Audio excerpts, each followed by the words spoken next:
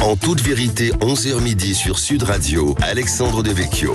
En toute vérité, chaque dimanche entre 11h et midi sur Sud Radio, sécurité, économie numérique, immigration, écologie. Pendant 1 heure chaque semaine, nous débattons sans tabou des grands enjeux pour la France d'aujourd'hui et de demain. Cette semaine, j'ai le plaisir de recevoir la magistrate et militante syndicale Béatrice Brugère qui vient nous présenter son nouveau livre « Justice, la colère qui monte ». Ça vient de paraître aux éditions de l'Observatoire, livre dans lequel elle dresse un état des lieux sans concession de la justice. Nous serons rejoints en cours d'émission par Grégory Joron, policier et militant syndical lui aussi. Nous verrons ainsi que non seulement magistrats et policiers peuvent se parler, mais peuvent aussi être d'accord sur bien des points. Faut-il mettre la justice sur le banc des accusés? Est-elle réellement coupable de laxisme ou victime d'une gestion technocratique et déshumanisante? Les juges font-ils trop de politique? Le droit européen empiète-t-il sur la souveraineté nationale et populaire? En quoi l'écologie va-t-elle profondément modifier le rôle des juges? Comment surtout réconcilier les Français avec la justice? Tout de suite les réponses de Béatrice Brugère en toute vérité. En toute vérité sur Sud Radio, Alexandre Devecchio. Béatrice Brugère, bonjour. Bonjour. Vous êtes magistrate, vous êtes secrétaire générale du syndicat Unité Magistrats EFO et vous venez de sortir ce livre aux éditions de l'Observatoire. Justice, la colère qui monte, c'est un état des lieux sans concession de la justice.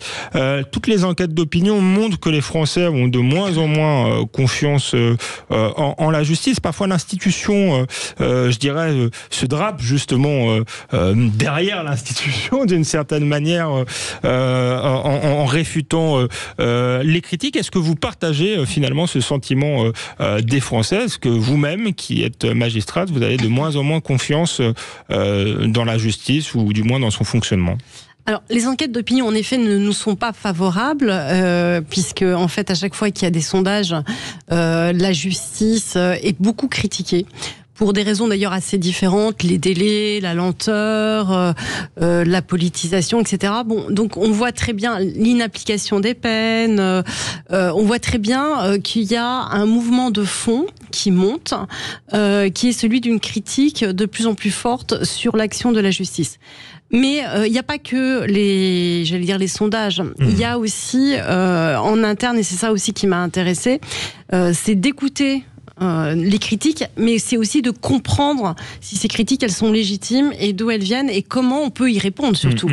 Et en fait, je suis partie du constat parce que vous l'avez dit tout à l'heure, à la fois je suis une magistrate depuis 25 ans, pénaliste, j'occupe aujourd'hui des fonctions de syndicaliste et j'en profite pour dire que je développe, en tout cas j'essaye de porter une forme de syndicalisme dépolitisé, réformiste, assez pragmatique en réalité. Ce n'est pas le syndicat de la magistrature, on voilà, en parlera tout à l'heure. Parce que le syndicalisme fait partie aussi des critiques, hein. On le sait très bien aujourd'hui, et ça revient de manière récurrente. Et vous avez dit que j'étais militante, en réalité je suis militante pour le bien commun et pour une justice. Avant, non, mais je veux dire... Il n'y avait pas de connotation péjorative. Syndicaliste, si vous préférez. En réalité, ça ne me dérange pas parce que je pense que l'engagement est une valeur très positive aujourd'hui et je me sens engagée, en tout cas au sein de mon syndicat, parce qu'en fait, il me permet d'avoir une parole libre. Et aujourd'hui, c'est quand même très important de pouvoir expliquer ce qui se passe. Parce que finalement, c'est quand même l'incompréhension qui règne. Alors, qu'est-ce qui se passe justement Voilà. Et ce que moi, je suis partie d'un constat assez simple. Outre les critiques que j'entends et que j'écoute, elles sont pas toutes légitimes. Je suis partie d'un constat assez simple que finalement, la justice est tout le temps réformé.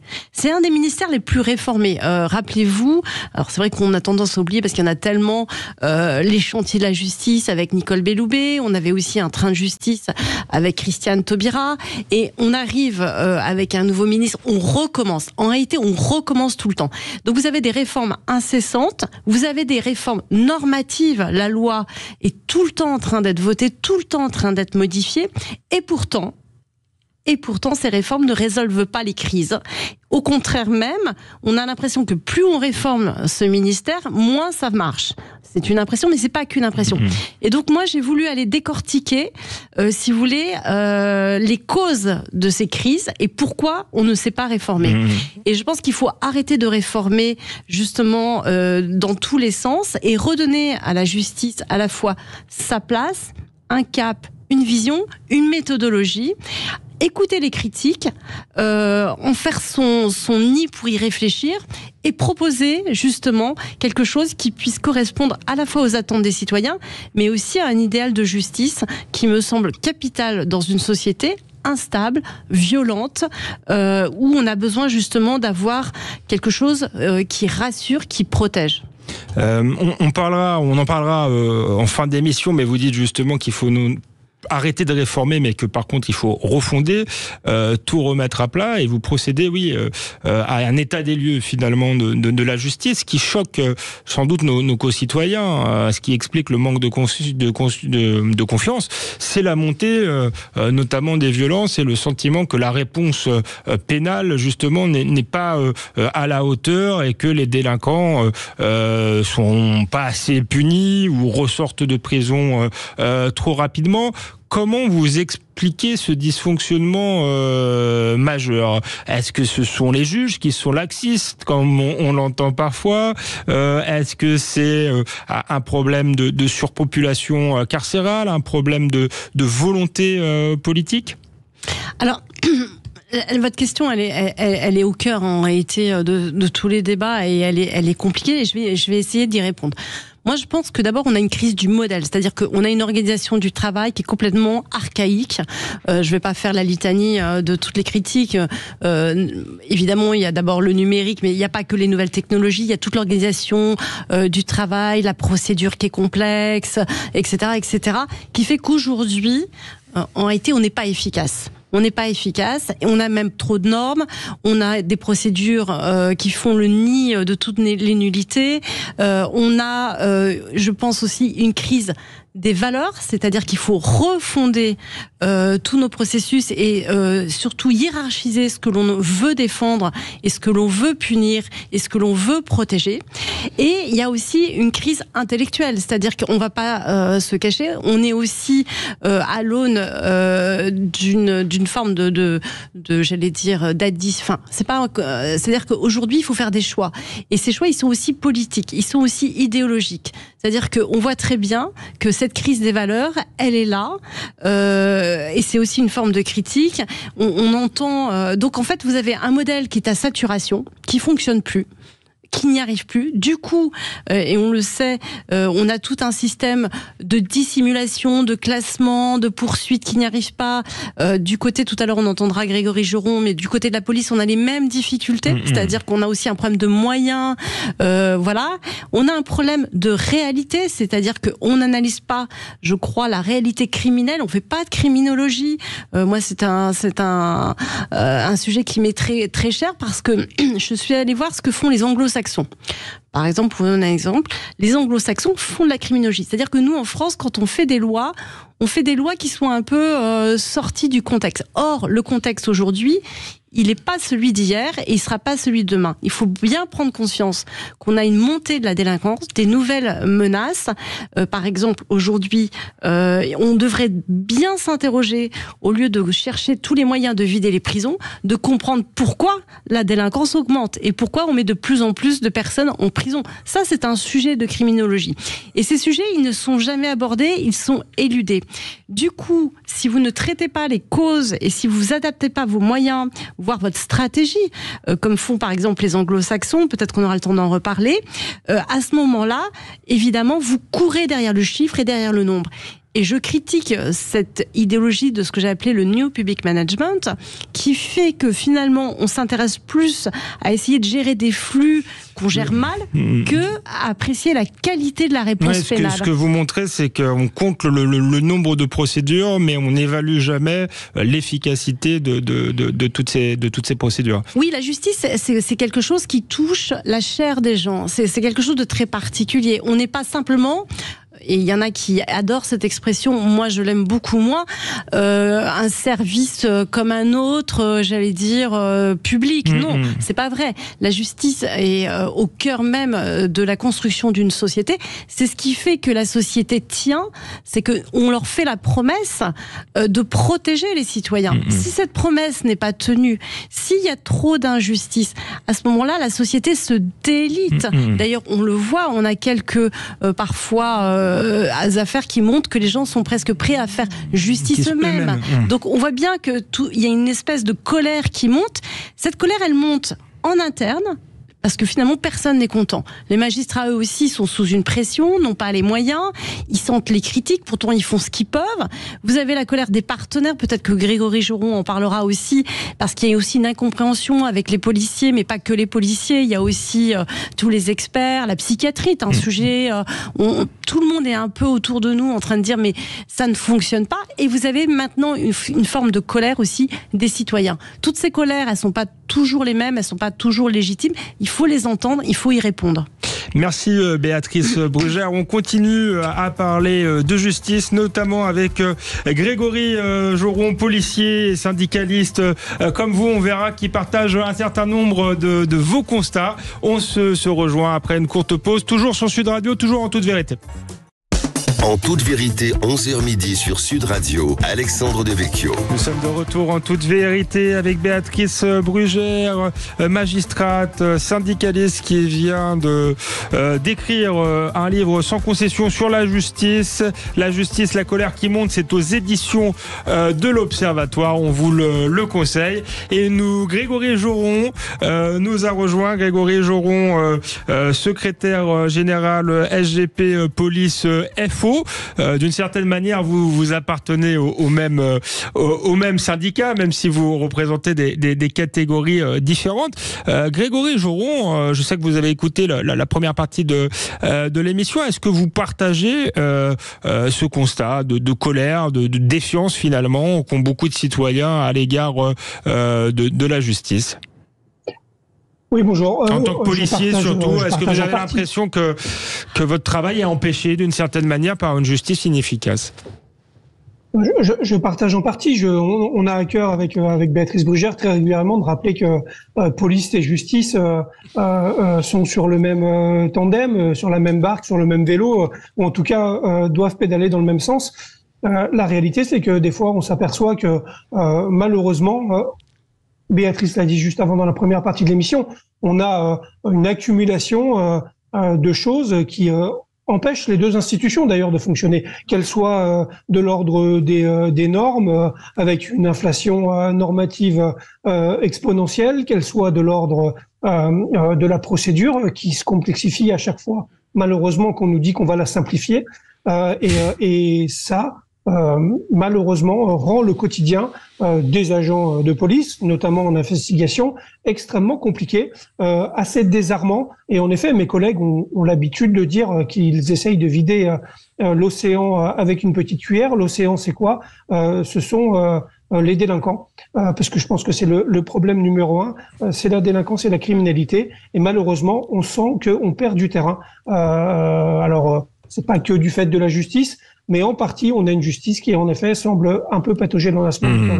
Grégory Joron, un point sur les procédures, parce que c'était tout à l'heure, c'est qu'expliquait Béatrice Brugère, la multiplication des procédures, leur complexification. Est-ce que c'est quelque chose qui pèse sur votre quotidien de policier ? Et puis, est-ce que parfois des procédures ont été cassées et ont abouti à la libération de personnes, de délinquants qui pouvaient être dangereuses ?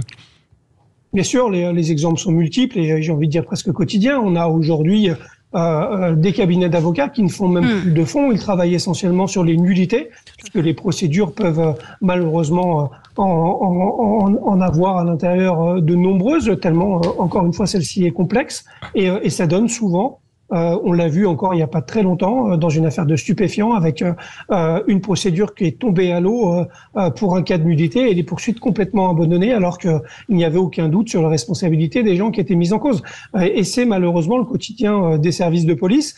J'ai envie de dire, la justice et les agents qui exercent aussi dans ce ministère souffrent de des mêmes difficultés. Aujourd'hui, on a des parquets qui aussi sont empêchés à cause des politiques pénales, qu'elles soient européennes ou même issues de notre pays et de notre loi. Le législateur, des fois, ne nous rend pas service. La circulaire Belloubet 2019, par exemple, ne nous rend pas service puisqu'elle exclut quasiment toutes les courtes peines. Et je pense que c'est des erreurs de politique pénale qui nous mènent aujourd'hui dans le mur et nous rendent beaucoup plus faibles. Béatrice Brugère, est-ce que le droit est adapté à la délinquance d'aujourd'hui, tout simplement? Et quand on est magistrat, qu'on reçoit une procédure de policier, que manifestement les responsables des faits sont bien identifiés, est-ce qu'on doit juger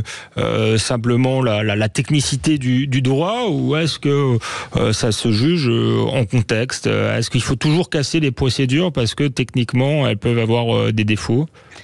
Alors moi, il y a deux questions, oui, mais c'est une question que moi je me pose en tant que citoyen. Ouais. Parfois, on enrage quand on entend qu'une procédure a été cassée pour une question purement technique.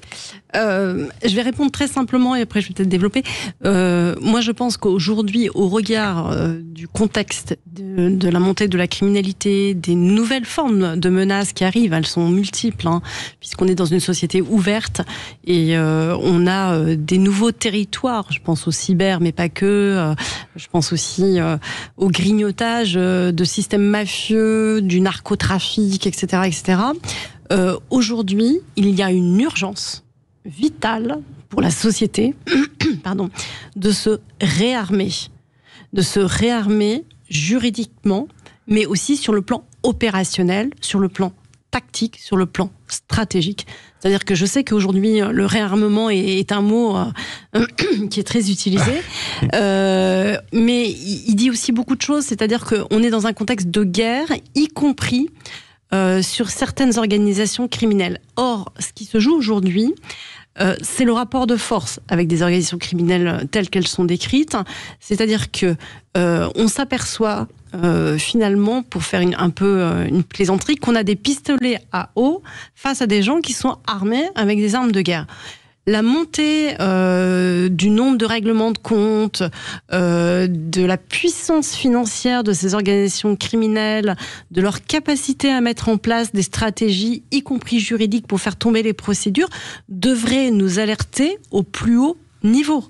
Parce que ce qu'il faut voir, c'est que le haut du spectre criminel contamine toute une violence et une délinquance de proximité jusqu'à une délinquance du quotidien, et que ça touche tout le monde. C'est-à-dire que c'est pas simplement une criminalité financière ou des stupéfiants ou autre qui est résiduelle sur certains secteurs, c'est que en fait ça contamine tous les territoires, des parties de territoire, et ça va jusqu'à la violence, même dans les écoles, puisqu'aujourd'hui, vous savez que le trafic de stupéfiants se déverse chez les plus jeunes, et donc il y a un rapport de force à rétablir, et ce rapport de force, il passe par d'abord une prise de conscience. Cette prise de conscience, elle passera que par une analyse réel des faits criminels, c'est-à-dire réinjecter de la criminologie, réinjecter du vrai, réinjecter, si vous voulez, une conscience de nos adversaires. Nous ne sommes pas du tout armés.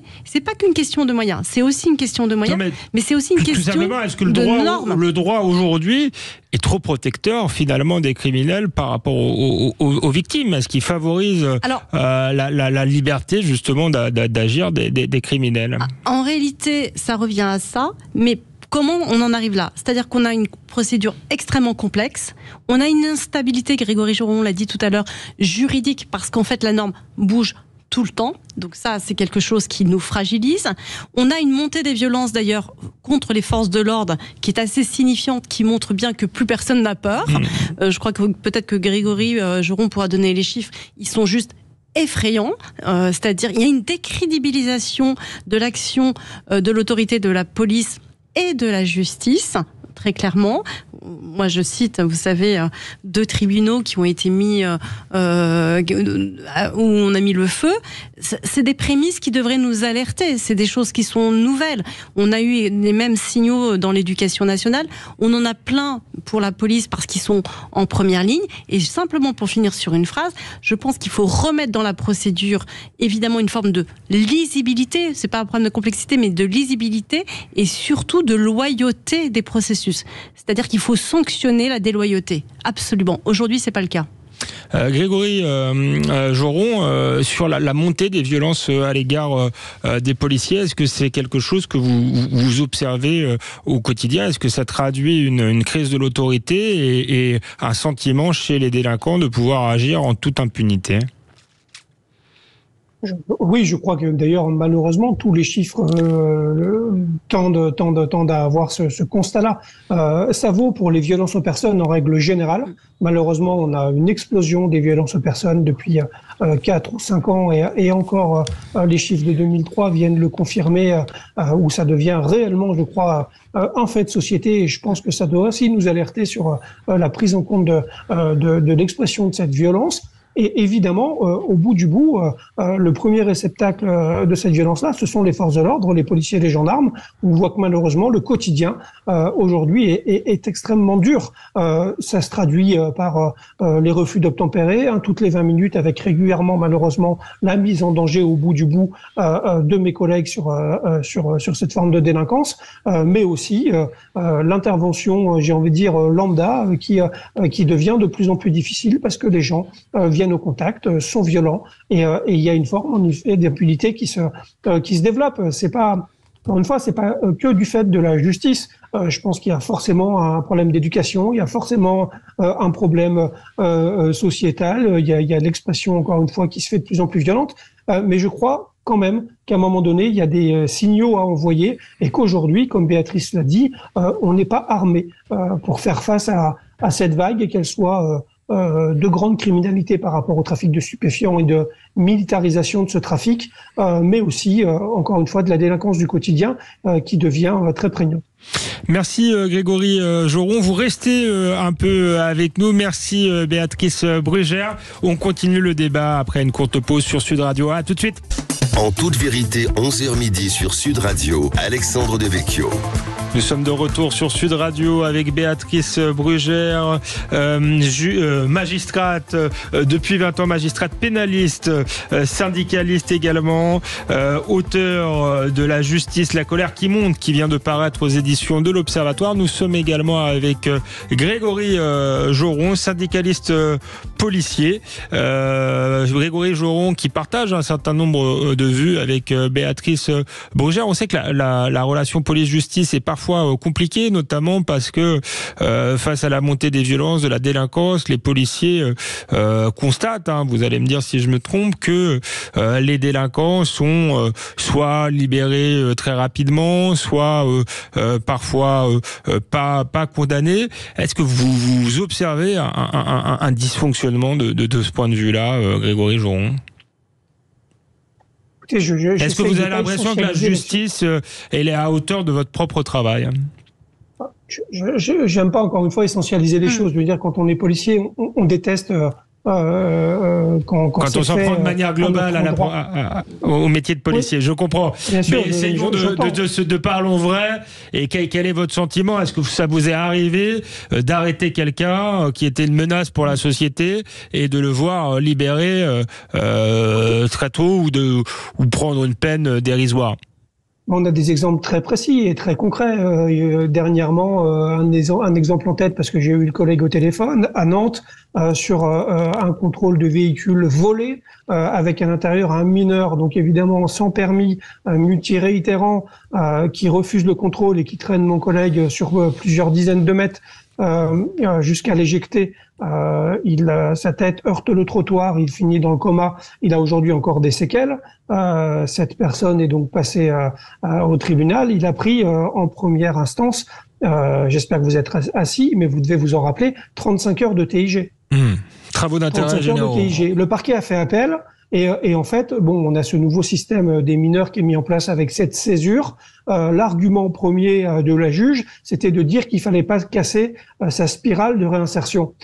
C'est évidemment des messages qui, pour nous, policiers, n'ont pas de sens, qui évidemment ne sont pas à la hauteur de ce qu'a pu vivre mon collègue victime dans l'exercice de ses fonctions. Et c'est en effet ce genre de choses qui alimente potentiellement une défiance à l'endroit de la justice. Béatrice Brugère, comment on en arrive à ce type de verdict? Alors les travaux d'intérêt généraux, en plus vous expliquez dans le livre, vous n'êtes pas convaincu souvent médiatiquement, on dit que c'est la solution à tout, mais je crois qu'ils sont très rarement appliqués en plus, et souvent pas avant 400 jours de délai, je crois, de mémoire. Je dis peut-être des bêtises, mais en tout cas, est-ce que c'est adapté à ce genre de violence?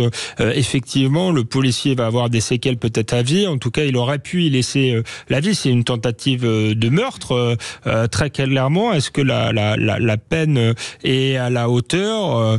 Alors, je comprends la problématique de la réinsertion, mais tout de même, je pense que c'est le type de peine que les citoyens ne peuvent pas comprendre. Comment on aboutit à cela en dehors de ce cas précis? Est-ce que c'est le laxisme des juges, ce que beaucoup de Français pensent? Est-ce que c'est la politique pénale qui n'est pas adaptée? Est-ce que c'est tout simplement la saturation, vous en parlez dans votre livre, des prisons qui fait qu'on adapte finalement les jugements au nombre de places de prison? Voilà, ça fait plusieurs questions, mais en gros, qu'est-ce que vous répondez à Grégory Joron, aux policiers qui sont choqués par ce type de verdict, mais aux Français aussi qui sont choqués par ce type de verdict? Bon, moi j'ai rien contre le TIG. En réalité, c'est une peine qui peut être très intéressante, le travail d'intérêt général, si elle est adaptée au profil, qu'elle est mise en place immédiatement. Si elle est appliquée, mise en place immédiatement. Oui, mais vous savez, vous montrez que c'est pas le cas. Alors, non, mais déjà oui. Mais comme toutes les peines, en fait, ce qu'il faut comprendre, c'est que notre système d'application des peines est à saturation.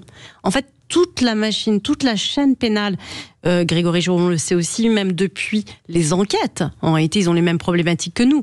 On dit toujours, mais c'est très long les enquêtes, ou alors c'est classé, ou alors ça ne sort pas. Parce qu'en fait, il faut reprendre toute la chaîne pénale, du début jusqu'à la fin. Tout le système est à saturation. Et comme il est à saturation, nous sommes sur des modes parfois de dissimulation de la réalité criminelle, des classements, des enquêtes qui sont pas faites. Enfin, tout ça, on connaît, et je le décris très bien. Enfin, j'essaye de le décrire en tout cas dans mon livre. Et on est aussi à saturation sur l'exécution des peines. C'est-à-dire que sur l'exécution des peines, le TIG a été mis en avant comme une mesure phare qui allait nous sauver de la surpopulation carcérale. En réalité, il n'y a aucune mesure qui sauve de rien du tout. La seule question qu'il faut se poser, c'est 1. Pourquoi la criminalité continue à augmenter? 2. Pourquoi la violence est aussi importante, y compris chez les mineurs? 3. Si on est sur un échec des politiques publiques, puisque la récidive augmente, la violence augmente, les mineurs sont de plus en plus violents, alors il faut s'interroger, est-ce qu'on a les bonnes réponses au bon moment, au bon endroit? Moi, je pense que non. Je pense qu'on est à contre-temps et à contre-sens. Et le paradoxe, c'est le suivant, parce que c'est là où on comprend rien. C'est qu'en réalité, les magistrats ne sont pas laxistes. Ils prononcent beaucoup de peines. Et même, les peines sont de plus en plus longues si on regarde les statistiques. Donc on se dit, mais c'est bizarre.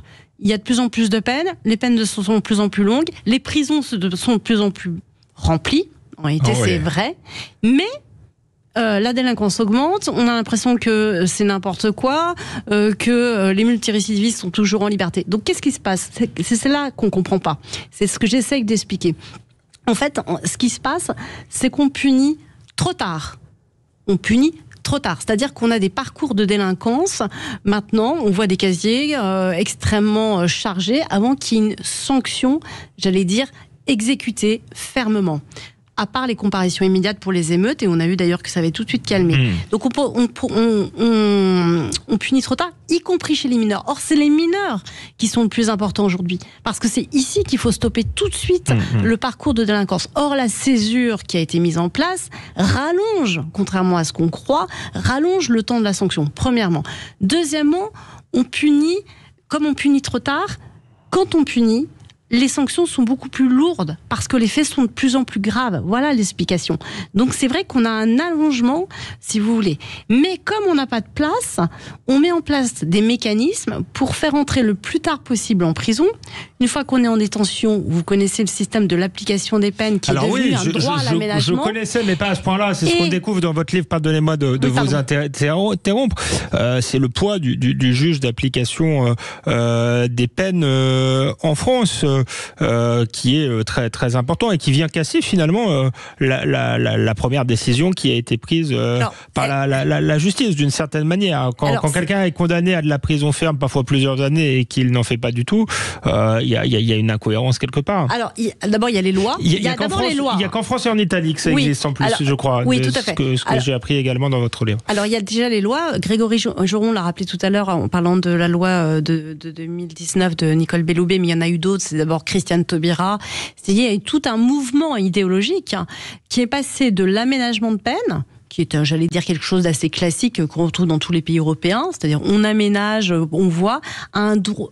En fait, c'est pas exactement ça, de l'exécution de peine à l'aménagement de peine, à un droit à l'aménagement de peine. Et aujourd'hui, on est au bout du bout puisque la dernière loi votée sous notre ministre actuel permet d'avoir une libération quasi automatique de 3 mois.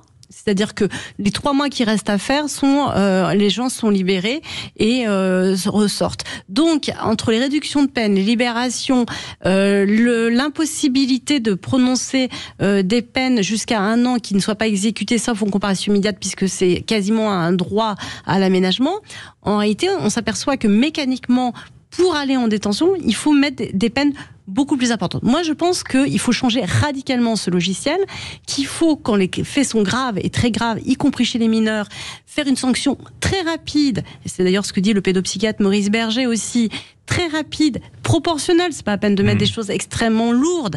Et moi, je suis pour l'instauration des ultra courtes peines, c'est-à-dire très très courtes. C'est ce que font les pays anglo-saxons. Les Pays-Bas notamment. Oui, et les Pays-Bas, excusez-moi, qui sont entre 7 et 14 jours, c'est-à-dire construire aussi des établissements adaptés à ça, c'est-à-dire pas du tout ce qu'on a aujourd'hui.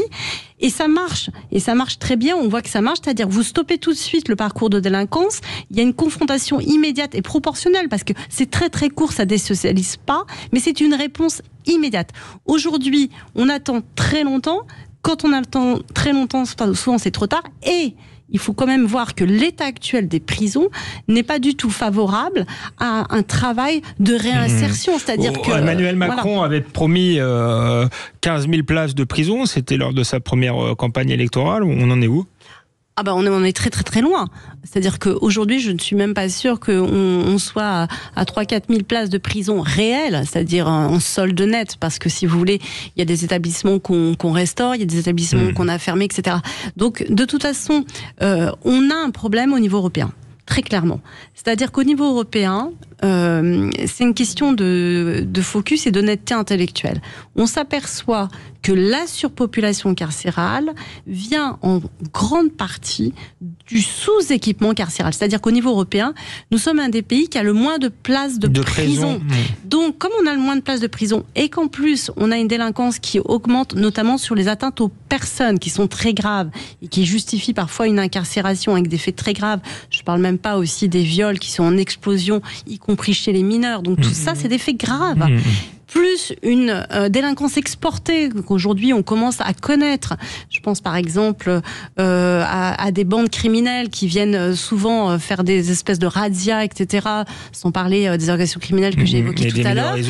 Aujourd'hui, on est en sous-équipement, très clairement. Donc on est en saturation et on met en place des mécanismes de régulation qui ne disent pas leur nom. Donc évidemment qu'on n'y comprend rien. Parce mécanisme que ça de régulation, c'est-à-dire que libérer le maximum de personnes pour éviter que la cocotte minute mais explose. avec ça, moi je suis pas pour mettre tout le monde en prison, ça n'a pas de sens. Il faut mettre les gens qui ont leur place en prison, mais la question de la prison après, c'est qu'est-ce qu'on en fait en prison ? C'est ça le sujet. Parce qu'en fait la prison, c'est un lieu qui peut être très différencié selon ce qu'on en fait. si en prison vous investissez, or on n'a jamais investi parce que vous savez, on est encore sur l'idéologie de Foucault, la prison c'est mal, c'est moche, c'est la relégation. Aujourd'hui, il faut changer notre logiciel. La prison doit être déjà un lieu de réinsertion, sauf que on n'en a pas les moyens. D'ailleurs, j'en profite pour dire que mes collègues aussi de la pénitentiaire sont exactement dans la même analyse. Ils disent aujourd'hui on n'en peut plus, on met des matelas partout, on ne sait pas faire. Et on a transféré la responsabilité de l'État qui n'a pas construit, qui n'a pas donné les moyens sur les magistrats. C'est-à-dire qu'aujourd'hui on culpabilise les magistrats en leur disant attention, vous devez, c'est très récent, vérifier les conditions d'hébergement des détenus, sinon vous devez libérer les personnes parce que c'est des conditions indignes. Donc vous voyez bien qu'on est pris en étau entre une loi qui nous dit mettez le moins possible en prison, une opinion publique qui dit vous êtes quand même assez laxiste, un système de mécanismes d'application des peines qui favorise un troisième tour, c'est-à-dire on recommence, on défait, on détricote, ce qui est une perte de temps, de lisibilité et de cohérence, et des contraintes, j'allais dire quasi logistiques, de manque de place. Merci Béatrice Brugère. Je rappelle juste un chiffre édifiant dans votre livre. 8% des peines ne sont jamais exécutées en France. Je crois que ça fait 10 000 peines. C'est de mémoire. Hein, oui. Mais en tout cas, ça fait 10 000 peines par an. C'est ce que vous écrivez dans votre livre, de gens qui passent totalement au travers des mailles du filet, qui ont reçu une peine mais qui ne l'exécutent pas du tout. Merci Grégory Joron d'avoir été avec nous. C'était un échange fécond, assez rare entre magistrats et policiers, en tout cas publiquement. On se retrouve avec Béatrice Brugère après une courte pause pour continuer à parler de justice. Merci Grégory et à bientôt. En toute vérité, 11h midi sur Sud Radio, Alexandre Devecchio. Nous sommes de retour sur Sud Radio avec Béatrice Brugère, magistrate, militante syndicale, auteure d'un livre remarquable, Justice, la colère qui monte, aux éditions de l'Observatoire, un livre courageux qui est aussi un plaidoyer pour une refondation de la justice. Béatrice Brugère, on faisait un état des lieux de la justice, vous nous expliquiez peut-être pourquoi aujourd'hui on avait le sentiment d'une politique pénale qui dysfonctionnait totalement, avec notamment une responsabilité politique majeure, puisque ce qu'il faut en retenir, c'est qu'on a un système à saturation et que finalement au lieu de s'adapter, de créer plus de places de prison, on a un système que vous avez appelé de régulation, mais en réalité qui consiste parfois à libérer des gens dangereux, tout simplement pour éviter que la cocotte minute explose. Ceci étant dit, et vous en parlez dans votre livre, les magistrats sont souvent accusés d'être idéologues, politisés. On se souvient de l'affaire du mur des cons avec le syndicat de la magistrature qui n'est pas votre syndicat. On reproche aussi aux juges des cours suprêmes d'avoir un rôle de plus en plus politique, d'empêcher par exemple toute politique d'immigration. On a vu récemment que la loi immigration avait été vidée de sa substance par le Conseil constitutionnel. Et enfin, troisième échelon, les juges européens qui là aussi viennent parfois casser des décisions prises par les parlements nationaux. Donc est-ce qu'il y a quand même un problème aussi d'une magistrature qui est déconnectée du réel et qui poursuit un projet idéologique qui n'a rien à voir avec la volonté populaire aujourd'hui des Français? Bien, alors... Ça fait beaucoup de questions en une, mais on n'a plus beaucoup de temps. C'est la dernière partie de l'émission, mais c'était important qu'on pose ce problème-là. La question de la confiance, puisque la question de la confiance dans ces élites, elle est primordiale, puisqu'en fait c'est ce qui fait qu'une société ne rentre pas en révolte ou en guerre civile, ou en tout cas reste, j'allais dire, pacifiée. Moi je crois personnellement, mais ça n'engage que moi, que on est devant une crise assez généralisée des élites, assez déconnectées de la réalité et des attentes des citoyens. La justice n'est pas épargnée par cette crise, on va dire. On voit tous les services publics finalement connaissent à peu près les mêmes problèmes. Mais dans la magistrature, en tout cas sur la justice, c'est d'autant plus important que la justice n'est pas quelque chose d'anodin et que les citoyens doivent avoir confiance dans leur justice et ne doivent pas croire qu'elle est politisée. Moi, personnellement, je milite et là, je m'engage pour justement essayer de proposer une refondation qui puisse au mieux, parce qu'il n'y a pas de modèle parfait, il ne faut pas être non plus utopiste, donner des garanties.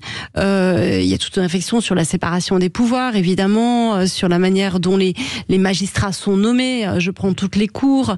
Notamment donc, le Conseil constitutionnel, vous expliquez que... Toutes les cours. En réalité, ce qu'il faudrait, c'est avoir... Dans les autres pays européens, vous expliquez quand même que ce type de cours, ce sont des juristes. En France, ce sont des hommes politiques. Mais moi, je pense que... En réalité, tout à fait. C'est une réflexion générale qui n'est pas propre à la magistrature judiciaire. Il y a le Conseil d'État, enfin, toutes les cours, la Cour. Voilà. Il y a un problème aujourd'hui de légitimité, de crédibilité. Alors, vrai ou pas vrai, peu importe, le problème est là puisqu'on ne nous fait pas confiance et on est contesté. Donc il faut y répondre. Et parfois, ces critiques, elles sont justifiées également. C'est aussi toute une réflexion sur la responsabilité. Par exemple, notre syndicat a toujours demandé, ça va vous faire sourire, mais personne ne le sait, c'est que la haute hiérarchie dans la magistrature n'est pas évaluée. N'est pas évalué. C'est-à-dire qu'au sommet, c'est une forme de quasi-responsabilité. Donc on voit bien qu'il faut un choc total de transformation sur les modalités de nomination, la gestion des carrières, sur les compétences aussi de ces magistrats. Parce qu'aujourd'hui, celui qui a le pouvoir, c'est celui qui a le dernier mot.